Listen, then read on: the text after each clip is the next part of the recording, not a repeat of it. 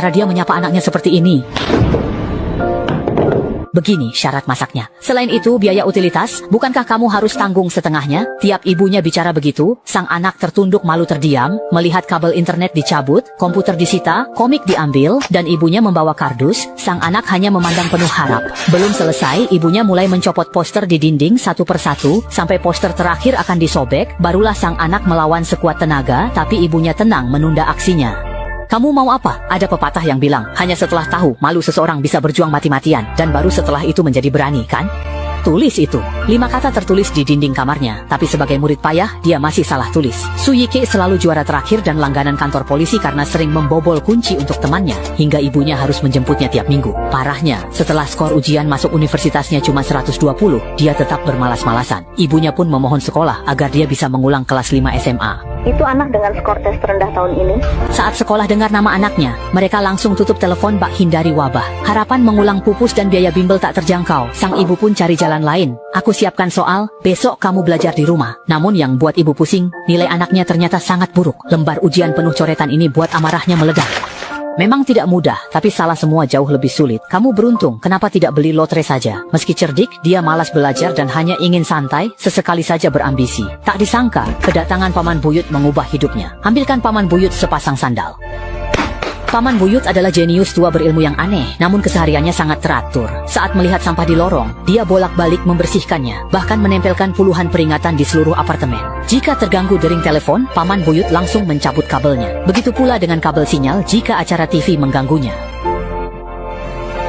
Saat makan malam, ibu tanya apa masakannya cocok untuk Paman Buyut. Beliau menjawab jujur, kecap kemanisan, ikan kematangan, sayur asin, ikan mentah oke, kacang ini pelengkap saja, makanlah.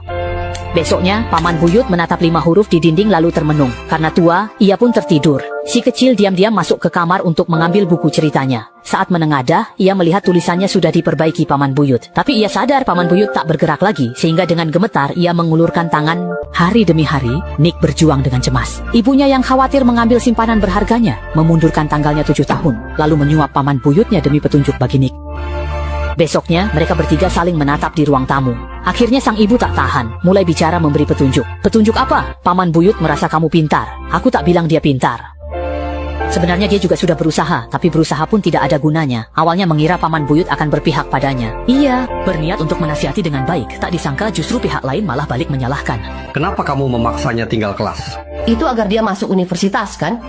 Dia menyoroti masalah komunikasi orang tua dan anak saat ini. Sebagai lulusan SMP, dia menuntut anak melakukan hal yang dia sendiri tak bisa. Pola asuh ini sangatlah lemah. Ku minta kau nasihati dia, kok malah ajak dia menyerah? Apa aku suruh menyerah? Tiap hari kamu suruh dia begini begitu. Terus gimana hasilnya? Dia kayak guru Fuyan, ujungnya nggak ada yang berhasil, malah mencelakainya kan? Orang tua mana yang tidak begitu? Dia tak sadar, tanpa kupaksa, mana mungkin? Tanya apa pikirannya? Perlu tanya apa pikirannya? Belum pernah tanya dia. Paman Buyutnya bukan hanya tidak pernah menasihati anak itu, malah justru menasihati ibunya. Apa yang kau pikirkan? Like hendak bicara, tapi disela ibunya yang dominan. Dia sendiri juga tidak tahu apa yang dia inginkan. Namun pada saat ini, benih pilihan yang selalu ditolak sejak kecil. Benar, pokoknya apapun yang ingin aku lakukan, kamu pasti akan menentangnya. Aku ingin belajar gitar, kamu bilang itu tidak berguna. Aku ingin mendaki gunung, kamu bilang itu buang-buang waktu. Aku ingin belajar ilmu sosial, kamu bilang ilmu eksakta lebih mudah dapat kerja. Jadi aku juga tidak tahu hal apa yang bisa aku putuskan sendiri. Karena kamu pasti akan bilang tidak boleh. Setelah mendengar itu, sang ibu langsung terdiam dan memutuskan tak lagi mencampuri urusan Yike, memberinya kebebasan memilih. Setahun kemudian, dia pindah rumah dan hidup mandiri demi kebebasan. Yike bak burung lepas sangkar, bernyanyi bersama teman soal masa depan, bahkan mulai mencari kerja. Namun, bermodal ijazah SMA, ia hanya bisa jadi koki atau agen asuransi, kerja berat bergaji rendah. Su Yike kembali bingung. Saat makan malam, ibunya mendadak lembur sehingga tak bisa memasak. Yike memasak mie untuk mereka berdua. Pamannya minta ditambah sayur. Namun, Yike malah memasukkan 1 tomat utuh ke mangkuk. Usai makan, paman baca buku di sofa, tapi terlihat bingung. sangat berbeda jika dibandingkan dengan hidangan pangsit yang aslinya kekacauan. Berhenti. Anda telah merusak keindahan teks tersebut.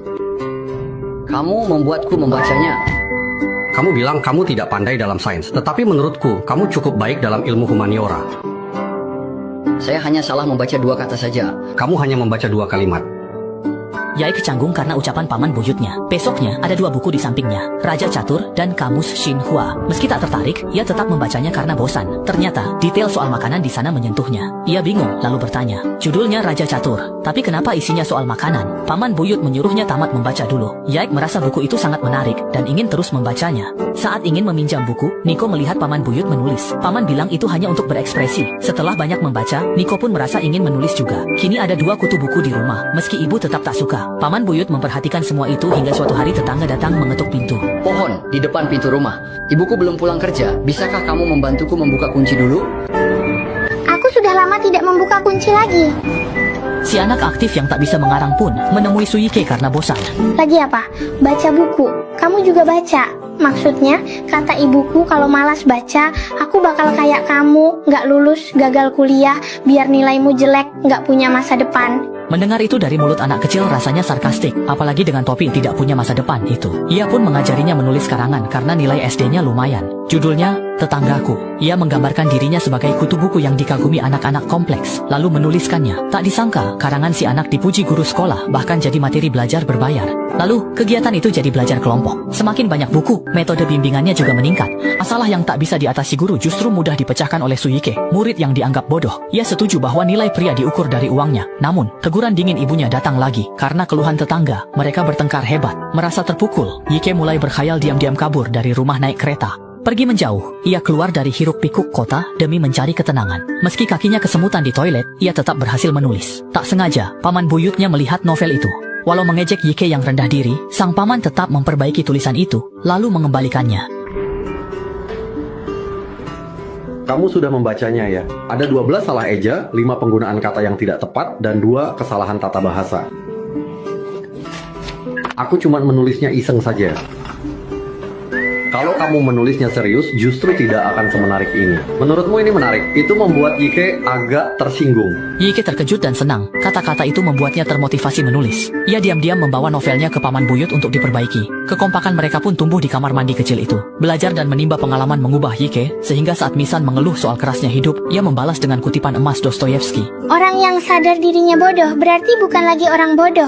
Hari itu, keluarga tante berkunjung ke rumah. Begitu masuk, mereka pamer anak mereka akan kuliah di luar negeri. Saat tahu Yike menulis novel, mereka menertawakannya. Mendengar sindiran itu, ibu hanya diam, tapi Yike tidak tinggal diam dan melawan. Menteri Keuangan Inggris dan Wali Kota London sedang berkunjung ke negara kita. Karena ekonomi Inggris sedang lesu, mereka berharap lebih banyak perusahaan dan pelajar asing pergi ke sana untuk mendorong perekonomian mereka. Kamu mau bilang apa? Apa kamu sudah mendapatkan beasiswa? Aku akan mendaftar. Jadi, artinya kamu belum dapat. Jadi, mereka sebenarnya bukan mengakui bakatmu, mereka hanya mengakui uang kuliahmu. Gagal masuk kampus abal-abal saja berani bahas bakat sama aku. Kamu masih berani jadi penulis? Berapa nilai esai ujian masuk perguruan tinggimu? Apa nilai esai PTN ada kaitannya sama jadi penulis? Pernah terbit artikel apa? Pertanyaan ini membuatnya bungkam, menatap paman buyut yang pernah membaca tulisannya. Ia berharap paman buyut membantunya bicara. Namun, paman buyut justru pergi ke kamar. Ini membuat bibinya puas sejenak. Sebelum paman buyut menunjukkan sebuah majalah di hadapan semua orang. Aku tanpa sengaja mengambil novel yang kamu tulis. Tak disangka majalah itu benar-benar menerbitkannya. Ini adalah honorarium yang mereka kirimkan. Meskipun tidak terlalu banyak, tapi kamu dibayar sesuai standar industri. Kata-kata ini, tindakan ini tidak hanya membuat keluarga bibi malu, tapi juga mengakui kerja keras Yike. Paman buyut dengan caranya yang paling istimewa membawa Yike ke dunia membaca. Sebenarnya, alasan dia mengirimkan novel pertama Yike adalah untuk mengakui kemampuanmu. Karakter yang kamu ciptakan itu cukup nyata. Lamban dalam bertindak, penakut dan ragu-ragu, suka berpikir yang aneh-aneh. Kamu menuliskan banyak masalah umum anak muda. Kamu salah paham kan? Yang kutulis adalah tentang seseorang yang memecahkan belenggu dan merindukan kebebasan. Bukankah kamu sedang menyindir orang-orang seperti itu? Aku tidak menyindir kok. Lalu menurutmu kebebasan itu apa? Membawa ransel di punggung dan pergi begitu saja, mengembara kemana-mana? Kamu tahu kenapa orang suka tenggelam dalam fantasi yang tidak realistis seperti ini? Karena dalam kehidupan nyata ada terlalu banyak masalah dan kesulitan. Banyak orang bukannya berpikir untuk menyelesaikan masalah, tapi malah memilih untuk melarikan diri. Kenapa melarikan diri itu yang paling mudah? Orang-orang yang seharian hanya tahu mengeluh tanpa melakukan tindakan nyata. Sebenarnya merekalah yang paling tidak berguna. Bukankah yang kamu tulis itu justru orang seperti ini? Tapi gambaranmu tentang orang seperti ini memang cukup akurat. Namun, ucapan paman buyut menyadarkannya. Nick pun mengerti apa yang ingin ia lakukan. Ia memakai honornya untuk membelikan ibu Shell dan paman buyut kacamata baru. Ibu kaget, aku ikut ujian lagi.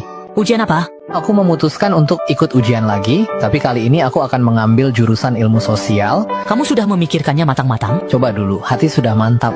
Untuk pertama kalinya ia berjuang demi mimpinya dan mendaftar ujian mandiri di hari terakhir. Ketika ia pulang ke rumah, paman buyutnya sudah pindah ke panti jompo. Namun meninggalkan sekotak buku-buku lama yang berharga dan poster Marilyn Monroe bertuliskan, penderitaan adalah tanah subur bagi kreativitas. Film dengan sentuhan hangat ini mengisahkan cerita biasa yang syarat makna. Akting nyata Suike menghidupkan karakternya. Itu bukan hanya cerminan kehidupan, sekaligus jati diri sejatinya.